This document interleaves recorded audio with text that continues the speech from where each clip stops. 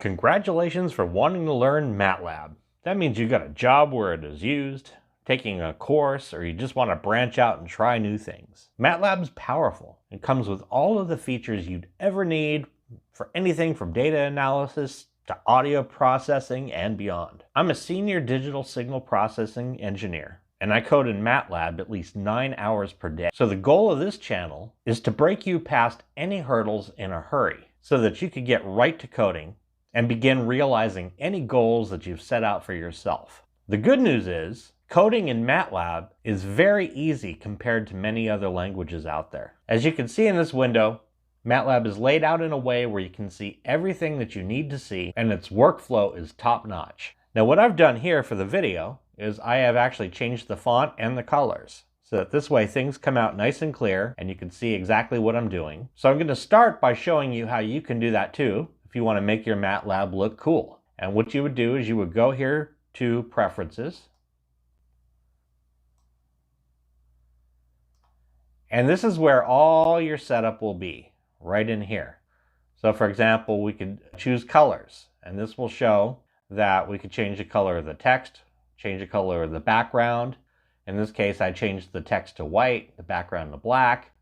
You can do all sorts of stuff with the font colors and things like that. So I changed some of the keywords so that we could see them a little clearer, like for and end, and things like that. I went over to the fonts section. I like Abrima, so I changed it to that, and I went ahead and set the size to 24, so it's nice and big. And once you've set your changes to the way that you like them, then you just hit apply, and you are good to go. Now another thing in this preferences window that would be important to set would be the Java heap memory, which is down under General. So if you go down this menu here and then you see General, it'll be the fourth option down. I always set it to large. This way, for some forms of processing that you're doing, you won't have it error out with an out of memory error. We hit apply, okay, and of course we would normally restart Matlab. In this case, I'm not going to need anything intensive. I'm just going to leave it as so. So now if I decide I want to clear that screen, what I would do is I would hit CLC. And this is your command window right here in the middle. Over here to the left would be your files and your folders and things like that where you were actually in. So for example, I happen to be in the videos folder. I could start a new file by just saying here, new. We could start a new Matlab script. We could call this test. That is test.m. And then I can just put all my commands in here. It's a little bit easier than actually typing your commands here because, for example, if you want to save your commands and things like that, it is a lot easier in a file. So all we have to do is just double click the file, and that's going to actually open up in our Matlab editor. So now we get this brand new editor window here, and that is actually the contents of test.m, which really is just a text file. However, this text file is executable. So for instance, we want to create a variable, and we're going to name this variable myVar, and we're going to make it equal something. MyVar can equal a number. MyVar equals 100. I could then hit Control S and save test.m. I could run it. And then over here in the workspace, we're going to see myVar with the value of 100. So now if I went down to the command window here, I could just type myVar, enter, and it shows what myVar equals. It equals 100. What if I decided to take myVar plus 500? And look at that, the answer is 600. Pretty awesome. So if I decided to create another variable, and we're going to call it x, and we're going to say that x equals 600, notice I didn't do that in the script here. Well, I can. This way I could save my result, or I could just go ahead and set it up here on the command at the bottom, hit enter. And now here in the workspace, we have myVar, we also have x. And then this way, if I decided to do myVar plus x, we'll now end up with 700. I could assign that to yet another variable. B equals myVar plus x. B now equals 700. However, if I wanted to keep this all in the file, then I would just do the same thing. X equals 600. And what we do is we put the little semicolon at the end of it. That's not required, but what it does is it stops it from printing out so that this way you don't end up with a bunch of stuff happening here.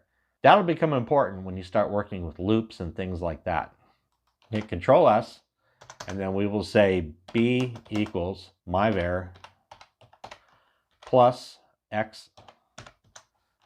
Now, at this point, I run this. It'll make all these values over here equal this. For example, if I wanted to say b equals myvar times x, we'll make it a bigger number.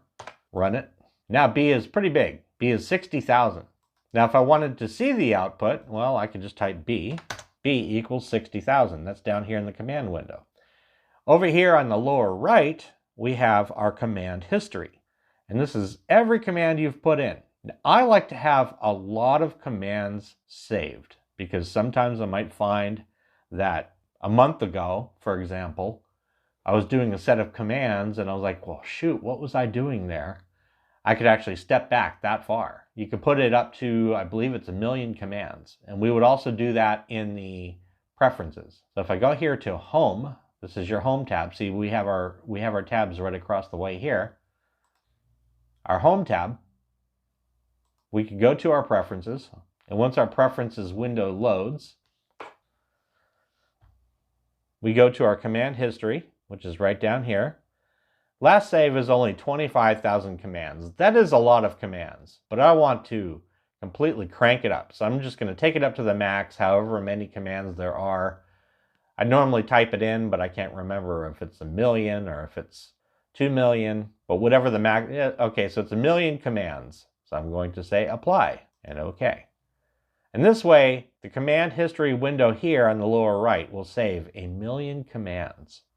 And what I generally do in my engineering shortcut is oftentimes, like for example, if I wanted to know what command I might have ran a month ago on a particular thing, I'll just hit Control A right in here, right click, I'll copy it. And then what I'll do is I will pull up something like Notepad++, and I have a .m saved that's empty.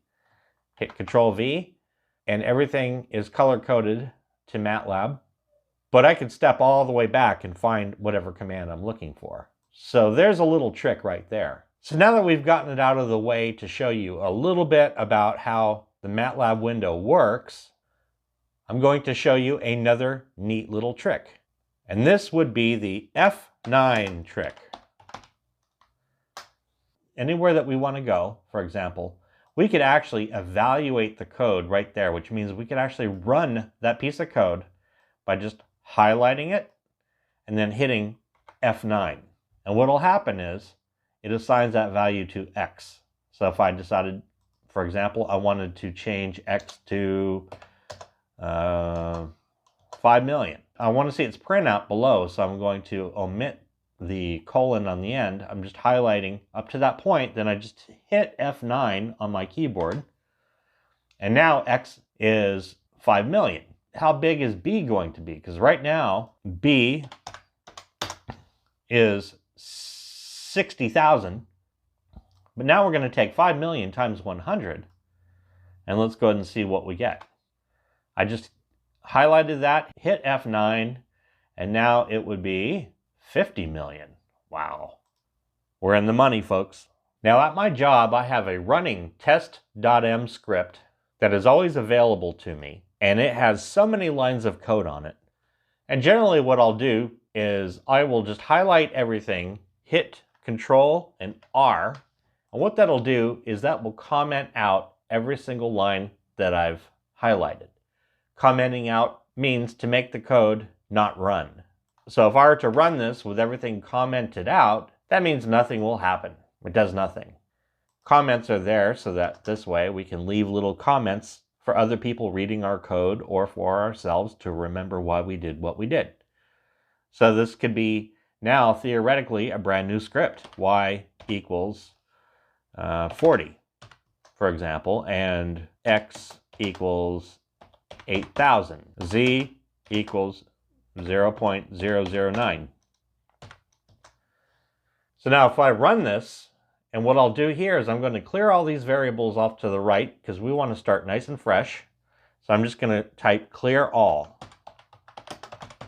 Everything to the top right just went away. And now what I can do is run this script, and we're going to see here that x is 8,000, y is 40, z is 0.009. And then I could play around a little bit.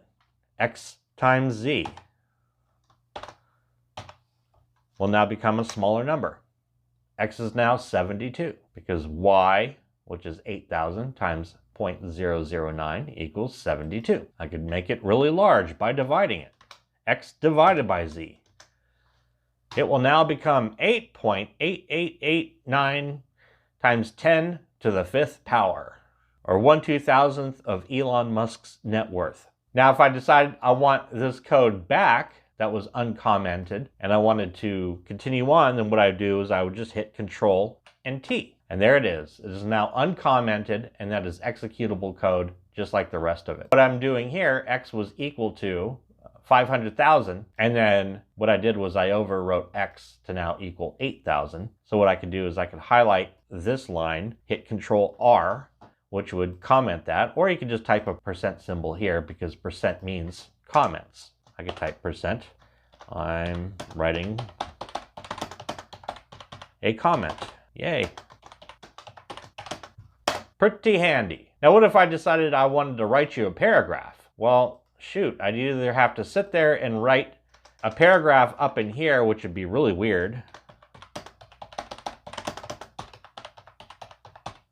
Oh no, I forgot to comment it out. What would happen? Well, it's going to generate an error.